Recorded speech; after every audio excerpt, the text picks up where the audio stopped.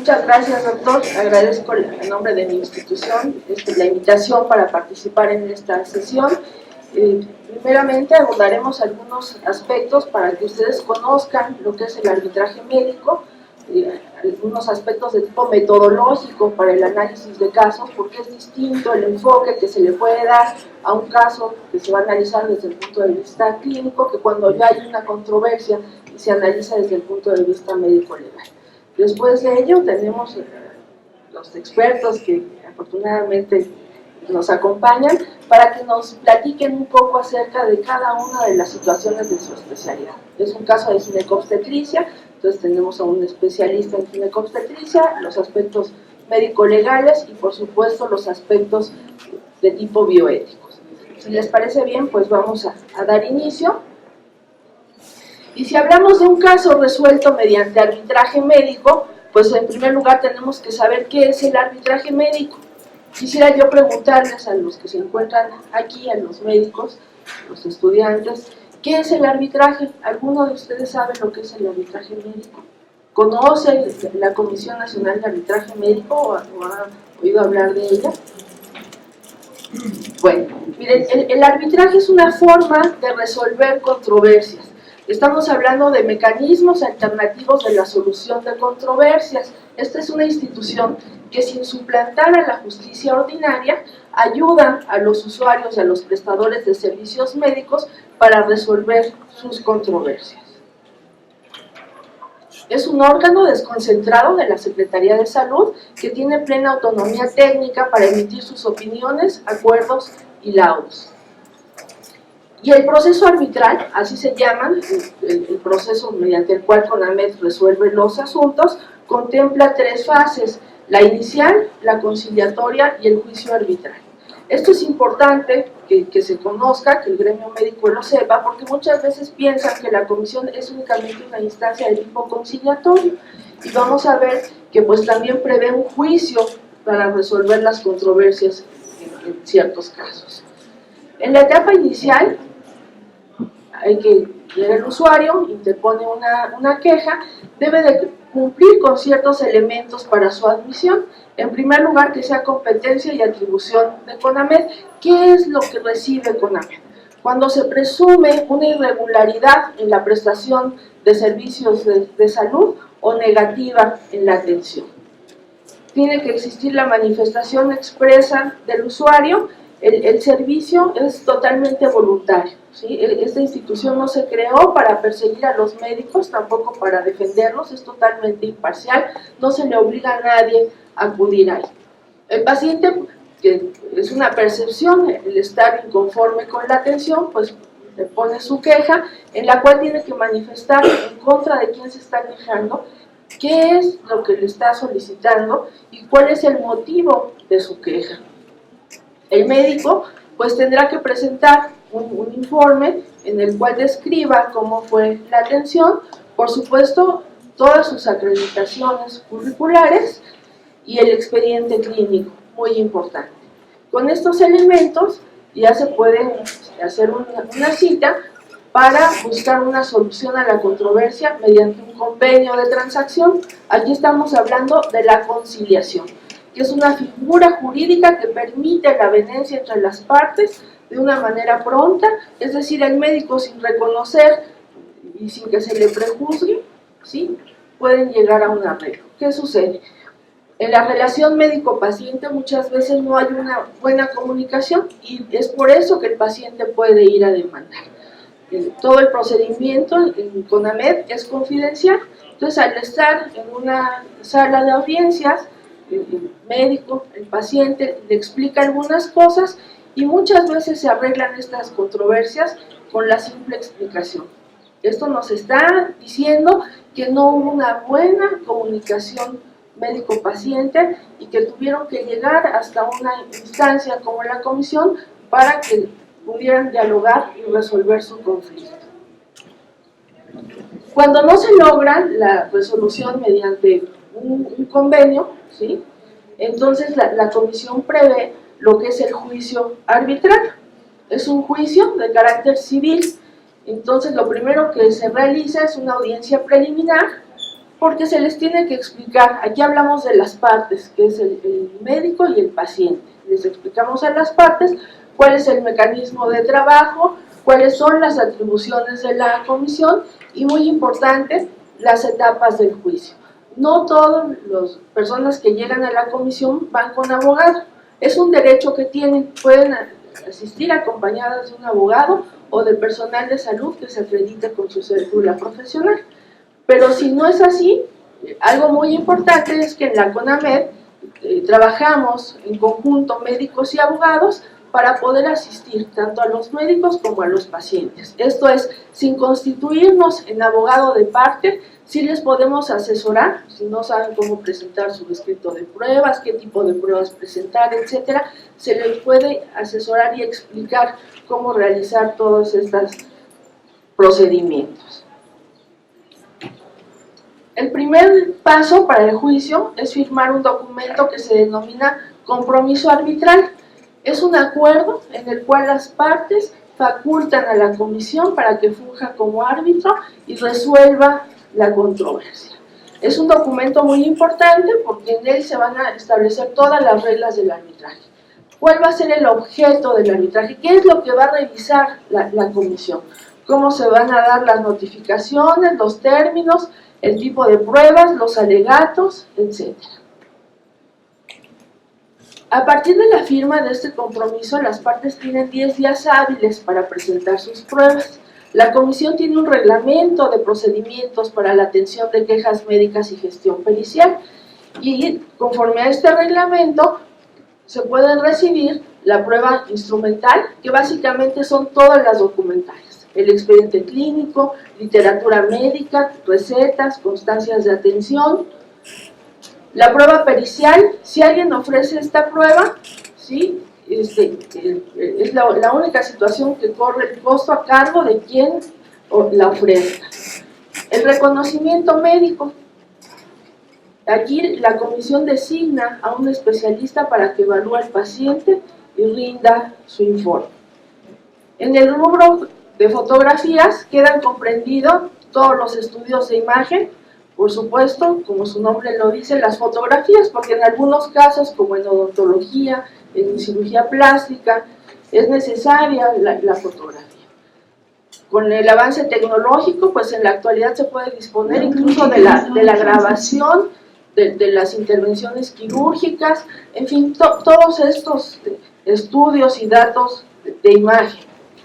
Y la presuncional, que bueno, quien ofrece esta prueba le está diciendo a la comisión que tome en cuenta todo para poder resolver conforme a derecho. Una vez que las partes han presentado sus pruebas, entonces viene una audiencia para el desahogo de las mismas, en la cual las partes pueden presentar también sus alegatos. Y una vez que se realiza esto, la comisión tiene que hacer una evaluación preliminar del caso para ver si no es necesario pedir pruebas para mejor proveer. Es decir, allegarse de todos los elementos para poder resolver la controversia de manera correcta. Un ejemplo simple, pero es una controversia que versa sobre un estudio de imagen y durante el juicio ninguna de las partes aporta el estudio. Entonces, pues resulta indispensable para la comisión solicitarlo para poderse pronunciar. Y una vez que se tienen todos los elementos, se entra al fondo del asunto para poder emitir el laudo. El laudo es lo mismo que una sentencia, ¿sí? Es una resolución definitiva que pone fin a la controversia. Se denomina laudo porque proviene de un juicio de tipo arbitral. Ahora bien, en el laudo se va a determinar si existió mala práctica del prestador, y no solo eso, tenemos que ver si esa mala práctica ocasionó algún daño al paciente y deba responder por las pretensiones reclamadas, o por el contrario, si se acredita que todo estuvo bien, el prestador del servicio pues va a ser absuelto. Esto que se ve muy sencillo, se establece en un documento que tiene el carácter jurídico. ¿Cuáles son las ventajas del arbitraje frente a la vía jurisdiccional? ¿Sí? En la vía jurisdiccional los juicios son largos, son costosos, son públicos, ¿sí? En ocasiones ya ven que tiene que acudir el médico o lo acompañan algunos jóvenes altos que muy amables lo llevan a presentar ante la autoridad. ¿Qué sucede en CONAMED? El juicio es ágil, ¿sí? La comunicación se busca que sea directa entre las partes, hay igualdad y economía procesal, es totalmente confidencial y lo más importante es que es una institución especializada en la resolución de controversias médicas. Ahora bien, ¿cuáles son los elementos que tenemos que tomar en cuenta para evaluar un caso? ¿Sí? Es distinto cuando se presenta un caso en una sesión clínica, ¿sí?, que una valoración de una atención que está siendo controvertida. Aquí no se vale suponer, inferir, sino que tenemos que irnos a los elementos objetivos, a lo que está debidamente demostrado durante el juicio. Entonces, son tres los elementos que vamos a tomar en cuenta. En primer lugar, ¿quién brinda la atención? Siempre que existe una controversia tenemos que ver, ¿no? Si es un caso de ginecobstetricia, pues si fue un ginecobstetra o fue un médico general, ¿quién brindó esa atención? Tenemos que reconocer que en términos del artículo 5º constitucional, que nos habla de la libertad de trabajo, esto es que a ninguna persona se le puede impedir que se dedique a la industria, trabajo, comercio, que le acomode, siempre y cuando esto sea lícito. Entonces el ejercicio de las profesiones de la salud es totalmente lícito, ¿sí? Aquí podemos hablar de atención médica, muchas veces me voy a referir al médico, pero la atención médica es multidisciplinaria, ¿sí? Está enfermería, odontología, ingenieros biomédicos, etc. Tenemos lo que se llama la libertad prescriptiva. Esto quiere decir que el médico, a su leal saber y entender, puede indicar los medios diagnóstico-terapéuticos que considera más apropiados para su paciente. Pero esto no puede ser así a libre arbitrio. Sí hay una libertad, pero esto tiene que ser de acuerdo a la expertise del médico, ¿sí?, al cuadro clínico del paciente y a lo que señala la literatura médica de la especialidad. Un segundo punto muy importante es el consentimiento bajo información, ¿sí? Es muy importante cómo nos dirigimos a nuestros pacientes y cerciorarnos que hayan comprendido lo que les estamos explicando. En la práctica, pues esto generalmente no sucede. La persona facultada para otorgar el consentimiento informado es el paciente mayor de 18 años capaz, ¿sí? Y muchas veces se trata de una paciente de 30 años en pleno ejercicio de sus facultades mentales y resulta que la van a intervenir quirúrgicamente y le pasan la firma a un familiar, ¿sí? Entonces aquí pues ya nos estamos equivocando. Tenemos que conocer, ¿sí?, todo lo que establece el reglamento de la Ley General de Salud en materia de prestación de servicios de atención médica y por supuesto la norma oficial mexicana 04 del expediente clínico. Hay algunas excepciones para el consentimiento. El estado de incapacidad. Un paciente que lo encuentran inconsciente en la calle, lo llevan al hospital, hay que hacerle alguna intervención que implica riesgo y no hay ningún familiar, no saben ni de quién se trata. Entonces, ¿qué tiene que hacer el médico? Asegurar el estado de salud del paciente, brindar la atención que corresponda y dejar constancia en el expediente clínico. Esto es lo que nos dicen las disposiciones legales.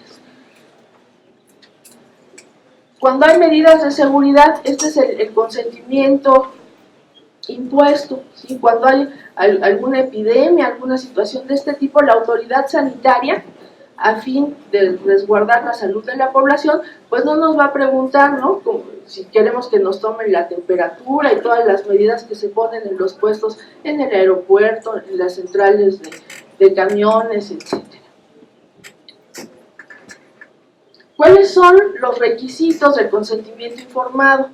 Las disposiciones legales no establecen un formato como tal, pero sí se tienen que cumplir algunas formalidades. Debe de tener el nombre de la institución a la que pertenezca el establecimiento, el título del documento, el lugar y fecha en que se emite, muy importante el acto autorizado.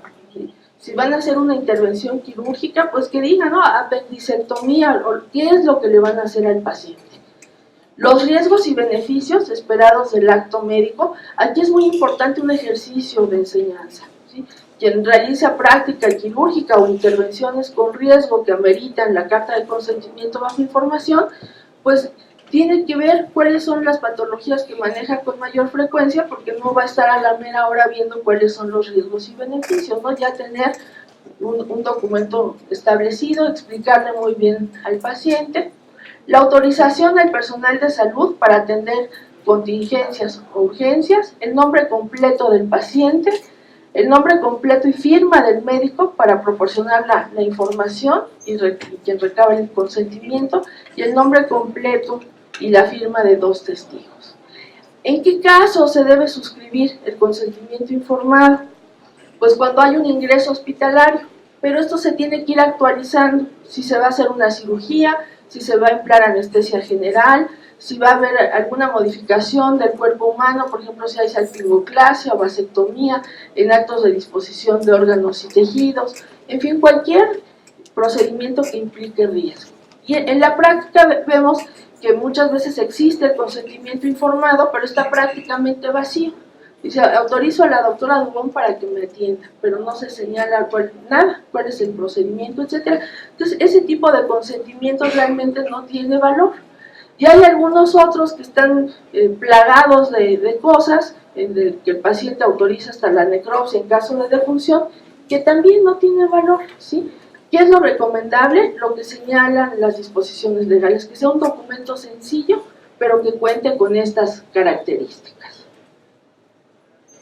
Y el tercer elemento, siguiendo nuestra metodología de análisis, es que la prestación de servicios de atención médica debe ser interpretada en términos de los principios científicos y éticos que la orientan.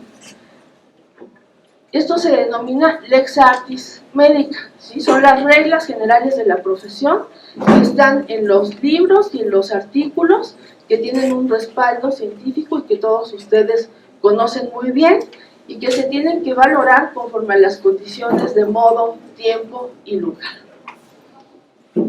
Si estamos hablando de aspectos legales, pues todo lo que se va diciendo debe de tener un fundamento.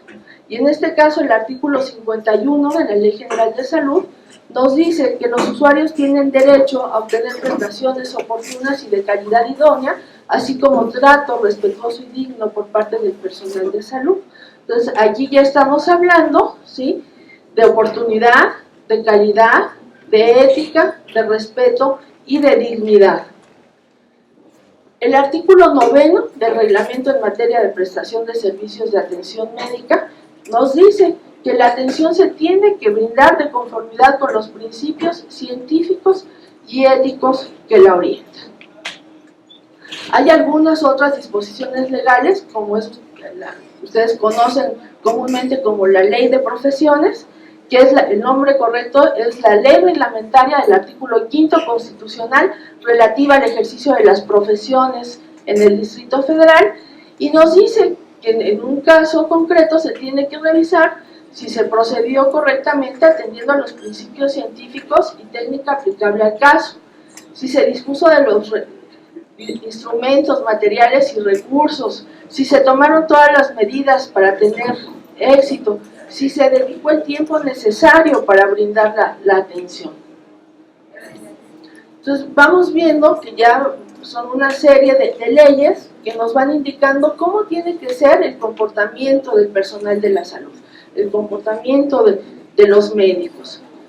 Y no podemos dejar de lado lo que es la ética y la bioética. Entonces, hay ciertos principios que ustedes conocen muy bien cuando tratan con respeto y con dignidad a los pacientes, que es el principio de no maleficencia, ¿sí? Y esto se refiere al no hacer daño, no dañar. Es muy antiguo, viene desde la época de Hipócrates.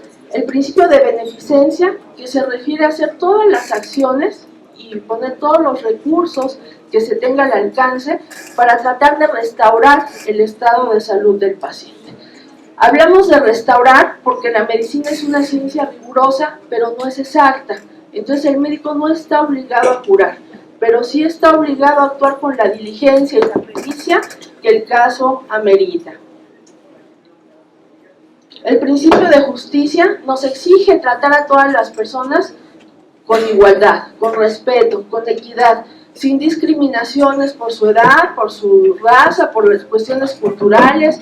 No debe de haber ningún tipo de discriminación.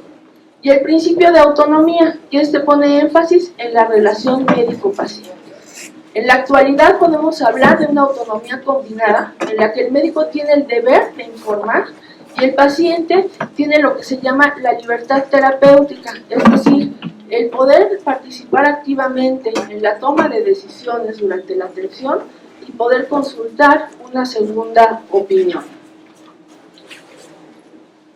Entonces, como vemos hasta aquí, tenemos que evaluar la atención médica no rigurosamente, se tiene que valorar estrictamente, pero en cumplimiento a ciertas obligaciones. Las obligaciones de diligencia se dividen en obligaciones de medios, que son de diagnóstico y de tratamiento, de seguridad y de resultados. ¿En qué consisten estas obligaciones? Bueno, las de medios, ustedes las conocen muy bien, desde que interrogan al paciente, lo exploran, van decidiendo cuál es la conducta apropiada para solicitar los auxiliares diagnósticos. Las obligaciones de seguridad se refieren básicamente al deber de evitar siniestros, es el uso correcto de aparatos, de equipo, el mantenimiento de ellos, el uso de barandales. Bueno, luego hay casos muy graves, pero que hasta los quieren hacer parecer chistosos. Tenemos el asunto de un recién nacido que se cayó de la incubadora y el personal médico, para defenderse, alegó que pues él había abierto la puerta de la incubadora y por eso se cayó. Ustedes saben que este tipo de equipos pues no puede ser este tipo de situaciones, ¿no? Y las obligaciones de resultados. El médico no está obligado a resultados, salvo cuando así lo pactan. Entonces tengan mucho cuidado en cómo redactan las cosas y en qué se comprometen con los pacientes. Los resultados son obligados en casos de odontología, donde se pactan ciertos materiales, ciertas cosas, en asuntos de cirugía plástica, donde se compromete un resultado específico. Entonces, cuando la atención médica no se lleva de conformidad con los principios científicos y éticos que la orientan, hablamos de la denominada malpraxis o mala práctica, que puede ser un acto, una actuación o una omisión. Y entonces aquí tenemos que hablar, de acuerdo al Código Civil para el Distrito Federal y al Código Civil Federal, en el artículo 2615, de la negligencia, la impericia y el dolo. Estas son las fuentes de responsabilidad y es importante que el médico las conozca, porque si no después nos están inventando, cuando no hay una controversia, cosas que ni siquiera están escritas en la ley. La negligencia puede ser por acción o por omisión. Es el médico que, sabiendo lo que tiene que hacer, no lo hace. Muchas veces porque hay un exceso de confianza, por descuido, por superficialidad en el actuar. La impericia, que se refiere a la falta de habilidades o conocimientos técnicos científicos que son indispensables para su profesión. Un especialista puede incurrir en impericia cuando no cumple, ¿sí?, con los principios básicos de su especialidad. Y finalmente el dolo. Se dice que en medicina no existe casos con dolo, ¿sí?, porque el personal de salud pues se forma para ayudar al paciente a restaurar su salud. Sin embargo, podría configurarse alguna conducta de tipo dolosa cuando vemos una simulación quirúrgica a un paciente que le dijeron que lo operaron de apendicitis, hicieron toda la simulación, solamente abrieron piel y cerraron con el fin de cobrar los honorarios. Hasta aquí podemos determinar en un caso concreto si existió mala práctica y qué ocasionó esa mala práctica en el paciente. Es muy importante porque puede haber mala práctica sin daño, ¿sí? Por eso se habla de la relación de causalidad, Se tienen que cumplir 3 requisitos: el hecho, el daño y la relación de causalidad. Aquí los médicos definimos muy bien esta relación, decimos que no es lo mismo que Dios se lleve a los pacientes a que uno se los mande.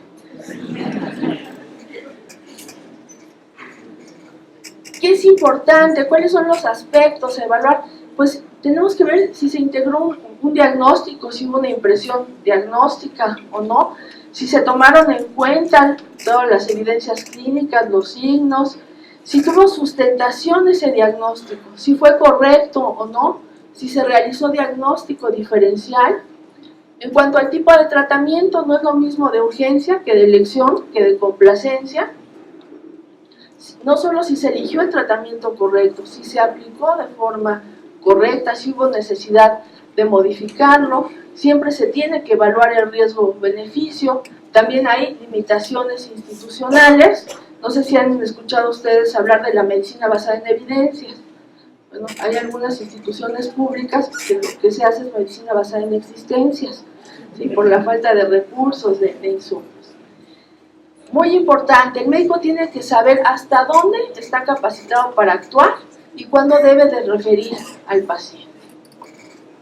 Entonces, bien, una vez abordados estos aspectos, que son los que tenemos que evaluar en un caso concreto, vamos a presentar el caso de la sesión del día de hoy.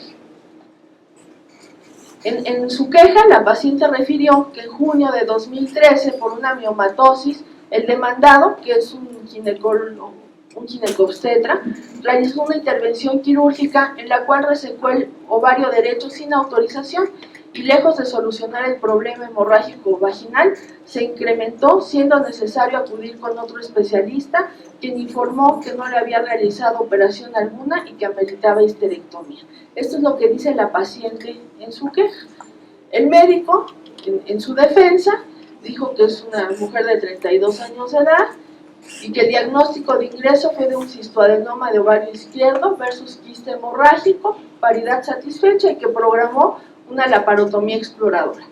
En su nota quirúrgica, los hallazgos fueron múltiples adherencias hacia el piflón, se resecaron, se realizó hemostasia, se apreció útero en anteversión de bordes regulares de 10 centímetros de longitud, lateralizado a la izquierda, trompas de falopio de apariencia normal, así como ambos ovarios. En el izquierdo se aprecia quiste hemorrágico de 3,3 centímetros roto.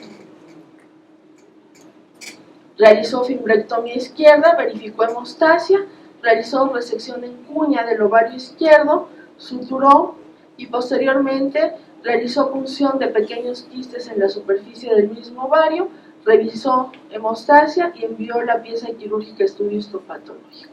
Considerando que el pronóstico de la paciente era bueno para la vida y la función, y el diagnóstico postoperatorio fue de quiste hemorrágico roto de ovario izquierdo, paridad satisfecha, y la cirugía realizada, resección en cuña de ovario izquierdo y fimbectomía. Posteriormente, la paciente tuvo discreto dolor en la herida quirúrgica, los signos vitales estuvieron estables. A las 12 horas posquirúrgicas inició la vía oral con líquidos claros, posteriormente dieta blanda, y 24 horas después del evento quirúrgico ya inició la dieta normal, se retiró la sonda de Foley, hubo deambulación, baño, quitaron todos los catéteres y egresó por mejoría. La paciente se comunicó telefónicamente en 2 ocasiones, refiriendo que en su periodo menstrual se presentó de manera abundante. Le indicó ergotamina en tabletas y en ampolletas. Posteriormente se volvió a comunicar telefónicamente para comentar que el sangrado no cesaba y por ello la citó en el consultorio a revisión. Después de corroborar sangrado transvaginal, ordenó un ultrasonido pélvico y biometría hemática completa para normar la conducta. Se informó la probabilidad de cirugía sin certeza hasta contar con más estudios y que llamaría para nueva cita. Y la paciente ya no se comunicó ni se presentó a consulta. Y posteriormente, pues encontró al marido de la paciente, quien le informó que le habían realizado histerectomía. Estas son las versiones de ambas partes, son manifestaciones, ¿sí? Tendremos que ver qué es lo que prueba cada una de ellas. Entonces, del expediente clínico, esto sí es lo que obra en el expediente clínico, se desprende que es una paciente de 31 años de edad, con menarca a los 12 años, ritmo irregular, 2 embarazos, 2 cesáreas, 0 partos y 0 abortos. El 30 de abril le realizaron un ultrasonido pélvico y reportó útero con fibromiomatosis uterina, miomas intramurales de medianos y pequeños elementos, uno de ellos desplazando al endometrio en sentido anterior, imagen localizada hacia región infraumbilical dependiente del tejido celular subcutáneo, sugestiva de hernia de pared versus fibrolipoma, ovario izquierdo poliquístico y el derecho de características ecográficas normales. Hay una biometría hemática del 26 de mayo de 2013, donde se observa una hemoglobina de 11.8, hematocrito de 36, segmentado 70% y banda 0, y el resto de las determinaciones dentro de parámetros normales. El 8 de junio, el ginecobstetra demandado realizó la parotomía exploradora, señalando diagnóstico pre- y postoperatorio de cistoadenoma de ovario izquierdo más oclusión tubaria bilateral.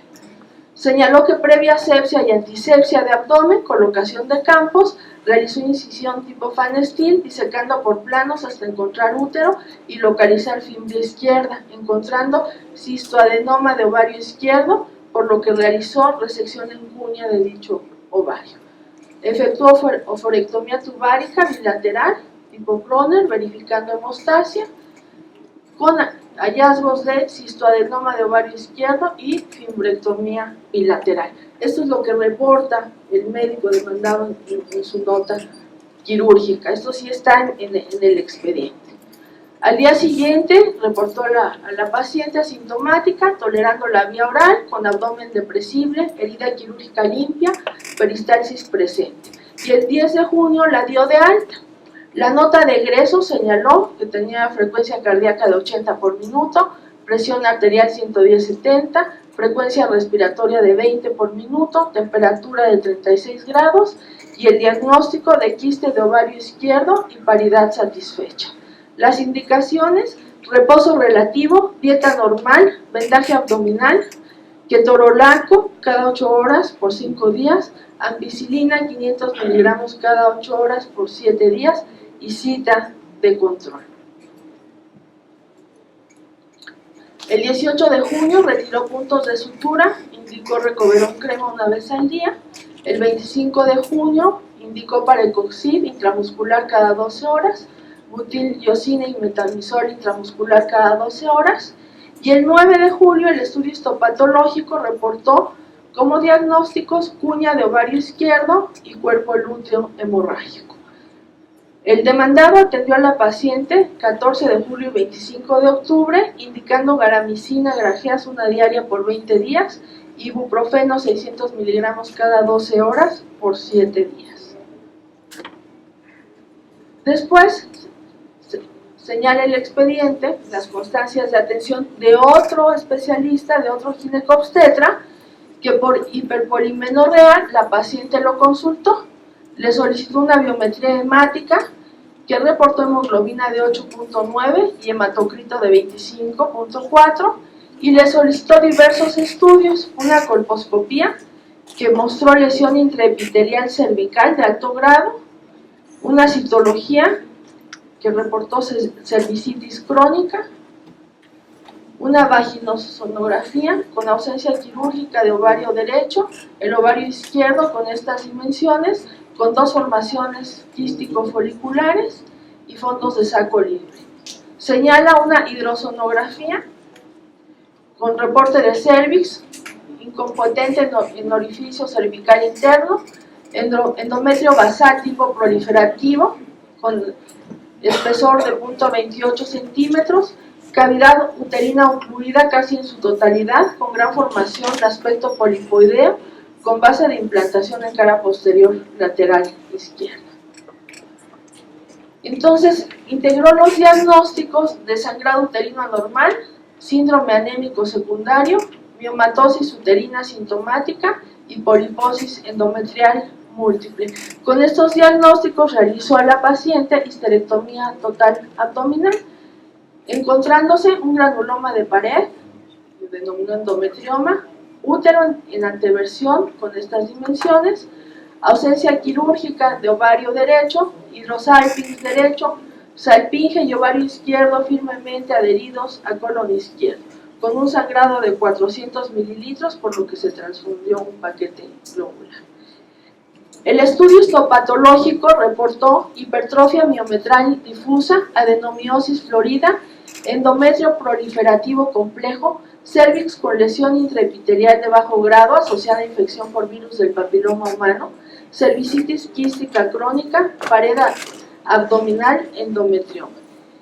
Y la evolución fue satisfactoria, ingresando la paciente a su domicilio el 17 de febrero de 2014. Entonces, con esto tenemos ya todos los elementos. Hablábamos del expediente clínico, de los reportes de estudios, etc. Eso fue lo que se aportó para estudiar el caso. Entonces, ¿qué tenemos que hacer? Bueno, en primer lugar hay que revisar si hay una norma oficial mexicana, si hay una guía de práctica clínica para esta atención y lo que dice la literatura médica al respecto. No voy a abundar en ello porque para eso tenemos al especialista en ginecología y obstetricia que lo va a hacer. Se los menciono porque es importante desde el punto de vista metodológico.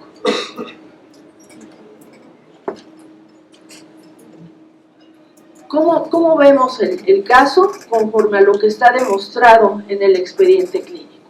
La paciente fue operada por el ginecobstetra demandado, quien en su hoja quirúrgica estableció el diagnóstico de cistoadenoma de ovario izquierdo más oclusión tubaria bilateral, y con ello realizó la laparotomía exploradora, donde encontró lo que él reportó, un cistoadenoma de ovario izquierdo, y realizó uña de ese ovario y fimbrectomía bilateral.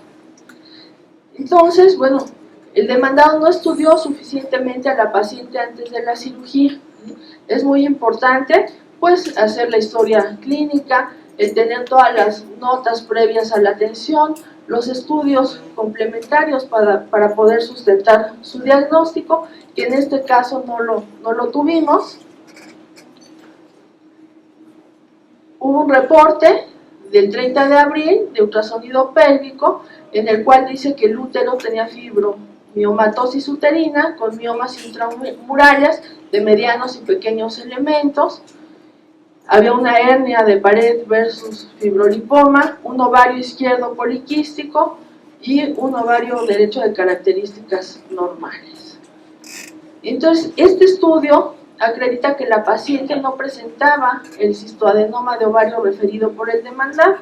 Entonces hubo ahí un franco desapego a lo que señala la literatura especializada, porque incumplió sus obligaciones de medios de diagnóstico y tratamiento en la atención de la paciente al no estudiarla de manera previa a la intervención. Entonces esta actuación pues es negligente. El estudio histopatológico fue concluyente al establecer que el ovario izquierdo presentaba cuerpo lúteo hemorrágico. Entonces se confirmó la inexistencia del cistoadenoma aducido por el demandado. La literatura de la especialidad señala que el cuerpo lúteo hemorrágico se reabsorbe de manera espontánea y generalmente no requiere tratamiento quirúrgico. En su hoja quirúrgica, el demandado omitió describir las características del ovario izquierdo, su aspecto, dimensiones, consistencia, las características del ovario contralateral, que es una exploración obligada, sobre todo si él estaba pensando que se trataba de un cistoadenoma. Tampoco reportó las características del útero.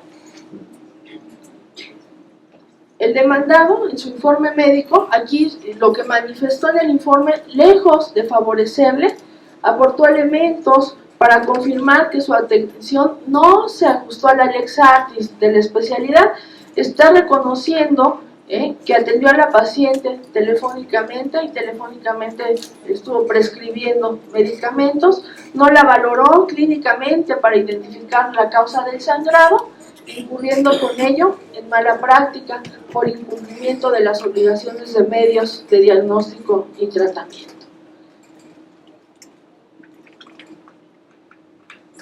La paciente evolucionó desfavorablemente consultó a otro especialista, quien le indica una serie de estudios y de cosas y considera que hay un tratamiento quirúrgico. Hay que recordar que este especialista no estuvo demandado, por ello no vamos a hacer ningún pronunciamiento respecto de esta atención.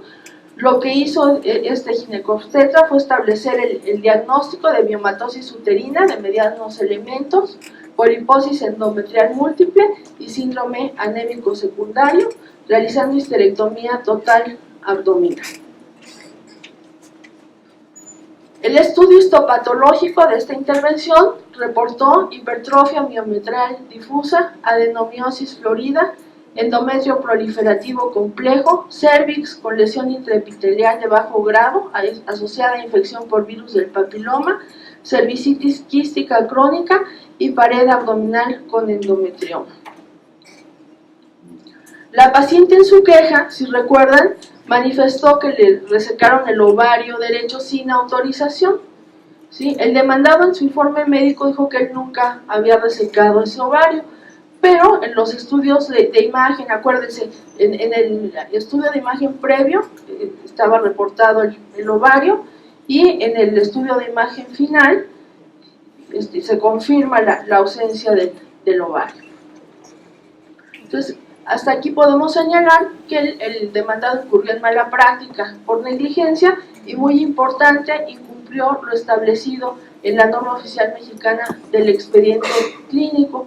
¿Sí? Muy importante recordar, ¿sí?, desde el punto de vista jurídico, la verdad demostrable prevalece sobre la verdad real. Entonces, un médico puede realizar su atención de manera correcta, pero si no tiene cómo acreditarlo, porque no tiene sus notas, no hay una historia clínica, etcétera, pues no va a poderlo demostrar durante el juicio.